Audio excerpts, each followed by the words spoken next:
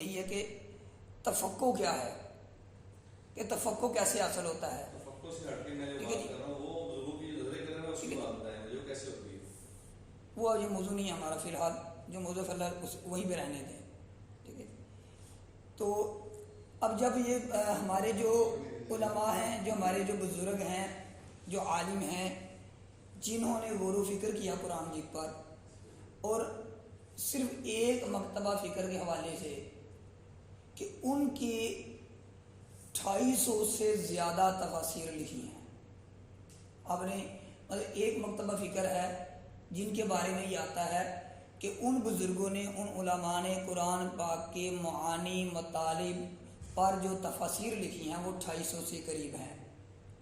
اور ایک عالم ہیں جو وہ مولانا افغانی رحمۃ اللہ علیہ تفاسیر لکھی ہیں، 250 سے زیادہ تفاسیر لکھی ہیں قرآن پاک کی، ایک مکتبہ فکر کے لوگوں نے، ایک مکتبہ فکر کے لوگوں نے 250 سے زیادہ۔ اور باقی علماء کو لیں، باقی مکاتب فکر کو لیں تو کتنی بنتی ہیں؟ تو اس میں ایک مولانا افغانی ہیں جو ان کے بارے میں یہ اپنے رحیم یار خان کے ایک شخص ہیں، انہوں نے مولانا افغانی صاحب کے 10 سال کے درس کو جمع کیا۔ تو جب ان کے 10 سال کے دروس کو جمع کیا تو صرف قرآن پاک کا ایک پاؤ جمع کر سکا۔ تو اتنی تفاسیر بیان کی انہوں نے، 10 سال اتنا قرآن مجید کو بیان کیا کہ ان کی 10 سال کے دروس کو جمع کیا گیا تو صرف ایک پاؤ مکمل ہوا۔ تو کتنے بڑے وہ مفسر ہوں گے، کتنا انہوں نے غور و فکر کیا ہوگا، کتنا تدبر کیا ہوگا کہ جو بندہ یہ کہتا ہے کہ صرف اور صرف ہم قرآن جس کو ویسے ہی پڑھ لیں تو ہم سمجھ جاتے ہیں اور سارے پیدا ہو جاتے ہیں، جب تک کہ اس کی گہرائی کو، ان چیزوں کو معنی کو، مطالعہ کو سمجھ کر ان کی گہرائی کو نہیں جائیں گے، کوئی بندہ وہ چیز سمجھ نہیں سکتا۔ تو یہ اس وقت ہی حاصل ہوتا ہے، جیسے ایک بزرگ کے بارے میں آتا ہے کہ وہ اسی طرح قرآن مجید کا مطلب بتا رہے تھے، سورۃ الفاتحہ، تو لوگوں کو درس دے رہے تھے۔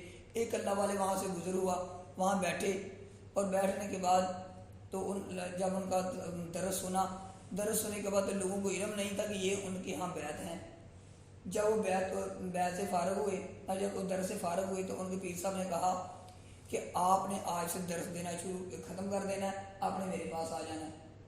جب وہ وہاں آگے درس بند کر دیا، لوگ ان کے مخالف ہو گئے، تو جب ان کے پاس تشریف لے کر گئے تو انہوں نے کہا کہ آج سے آپ نے صرف ذکر اللہ شروع فرائض پورے کرنے کے بعد آپ ذکر کریں، جو ان کو اذکار وغیرہ جو بھی بتائے۔ تو کہا جاتا ہے کہ کلمہ طیبہ بتایا، کہ کلمہ طیبہ کی کثرت کرو۔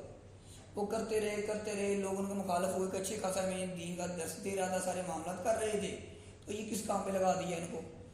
تو 1.5 سال کے بعد جب ان بزرگوں نے محسوس فرمایا اور فرمایا کہ اب آپ کو اجازت ہے، اب درس دیا کرو، تو جب اس وقت کے بعد انہوں نے جب درس دینا شروع کیا تو فرماتے ہیں کہ جب وہ ایک دفعہ الحمدللہ بیان کرتے تھے تو ایک معنی بتاتے تھے، 2 معنی بتاتے تھے۔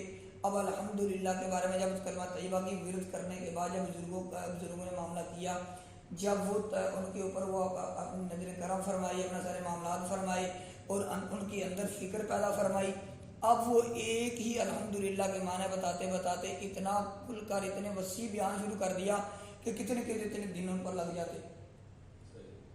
تو یہ چیزیں ہیں کہ جب بندہ اس پر فکر کرتا ہے تو اس کے بارے میں نبی علیہ الصلوۃ والسلام نے فرمایا، قرب قیامت میں ایک جماعت ایسی آئے گی جو کہ پہلوں جیسا کام کرے گی اور اللہ پاک ان کو پہلے جیسوں ہی کا اجر عطا فرمائیں گے۔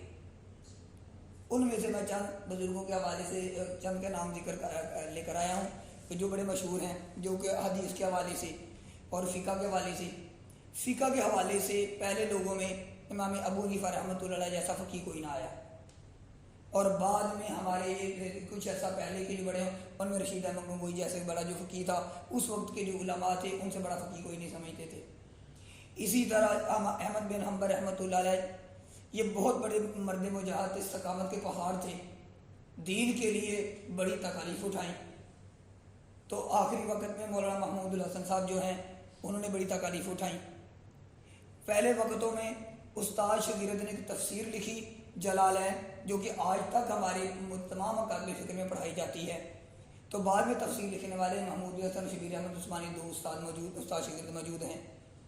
پھر اسی طرح امام بخاری رحمۃ اللہ علیہ نے بخاری شریف لکھی اور ان جیسی کتاب کوئی نہیں آئی، تو انور شاہ کشمیری رحمۃ اللہ علیہ نے اس پر شرح لکھی، تو لوگ حیران ہو گئے کہ بخاری شریف کی شرح اس جیسی اس سے پہلے کبھی کسی نے نہیں لکھی۔ امام مسلم رحمۃ اللہ علیہ مسلم شریف لکھی تو 5 جلدوں پر اس کی شرح شبیر احمد عثمانی نے لکھ دی۔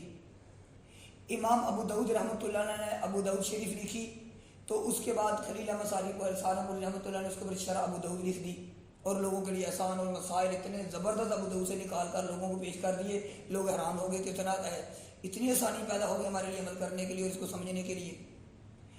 امام مالک رحمۃ اللہ علیہ نے موطا امام مالک لکھی کہ زکریا کاندلی رحمۃ اللہ علیہ نے اس کی شرح امام مالک رحمۃ اللہ علیہ موطا امام مالک لکھی، تو جب اس شرح کو سعودی عرب کے اس وقت کے ایک امام نے پڑھا شرح موطا امام مالک کو، تو انہیں پڑھنے کے بعد انہوں نے فرمایا کہ مجھے یہ لکھنے کے بعد پڑھنے کے بعد یہ محسوس ہوا ہے کہ امام مالک بھی امام ابو حنیفہ رحمۃ اللہ علیہ کے مقلدین میں سے تھے، کہ اتنی زبردست شرح آج تک موطا امام مالک میں کسی نے نہیں لکھی۔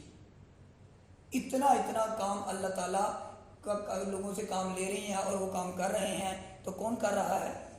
جو تفقہ کرتے ہیں، جن کو فقہ کا علم ہے۔ ہر کتاب پڑھنے والا یہ کام نہیں کر سکتا۔ اور فرمایا حضرت عمر رضی اللہ تعالیٰ فرمایا کرتے تھے تفقہوا فی الدین ان تصوروا، کیا فرمایا کہ بڑے بڑھنے سے پہلے دین کی سمجھ اپنے اندر پیدا کر لو۔ کسی بھی معاملے میں آپ نے بڑا بننے سے مراد کیا ہے؟ ذمہ دار بننا، گھر کے سربراہ بننا ہے، ادارے کا سربراہ بننا ہے، کوئی بھی معاملہ ہے تو ذمہ دار بننے سے پہلے دین کی سمجھ پیدا کر لو کہ تمہیں اس معاملے کے اندر دین کیا سکھا رہا ہے، کہ تمہاری یہ بڑے ہونے کی ڈیوٹی کیا ہے۔ یہ سیکھ جاؤ گے تو تمہارا معاشرہ بہترین بن جائے گا، تمہارے معاملات بہترین ہو جائیں گے، تمہیں پتہ چل جائے گا کہ میری ڈیوٹی کیا ہے، دین مجھے کیا سکھاتا ہے۔ اور جب یہ چیز پیدا نہیں ہوگی، کہ جب ذمہ دار انسان نہیں ہوگا اور اپنے بچوں کو خود بھی جب یہ چیز نہیں سیکھے گا، تو پھر معاملات خراب ہوتے جائیں گے۔ اور اسی وجہ سے ہمارے معاشرے کے اندر یہ چیز ختم ہو چکی ہے، تو جس کی وجہ سے آج یہی معاملات ہو رہے ہیں۔